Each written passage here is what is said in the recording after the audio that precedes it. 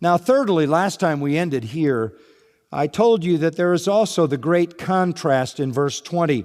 He warned the disciples that they should tell no one that He was the Messiah. The church is a spiritual entity. It is a spiritual reality. What a strange warning. Tell no one that I am the Messiah, He says. Why?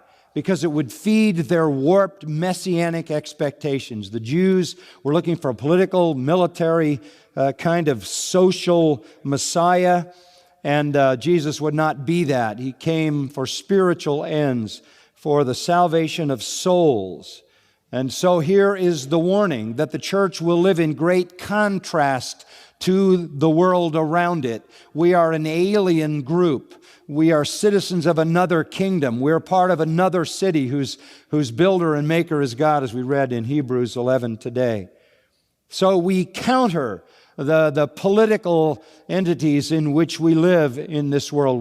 We're against the grain of society. We have no role to play in the temporal realm except to live out the gospel. We are a supernatural fellowship in the midst of a natural world. We are alive, everybody else is dead. We understand, everybody else is ignorant. We see, everyone else is blind. We are aliens in this world, strangers.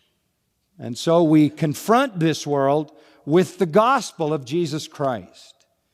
We offend sinners by the very nature of our message. We offend them, as we saw Jesus doing with Nicodemus this morning, stopping him dead in his tracks about the uselessness of his religion. In fact, you might want to approach evangelism this way: find out what people want to hear, find out the message they would really like to hear, and then tell them the absolute opposite. That's essentially what you have to do, because the fallen human heart wants what the fallen human heart wants. We don't offer that. Tell them about sin. Tell them about judgment. Tell them about the uselessness of their morality. Tell them about the emptiness of their religion. Tell them about the curse of the law.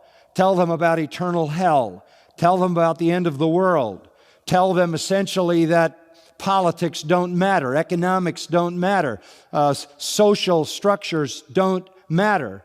Tell them they're all living on borrowed time. Tell them the end of the world is looming near. Tell them of the damning sin of rejecting Jesus Christ. Tell them the only way to heaven is by faith in Him. Tell them all of those things. Those are not what they want to hear, but that is our message. So a church is this gathering of people who understand the great contrast between everything the world is engaged in and what we are engaged in. All right.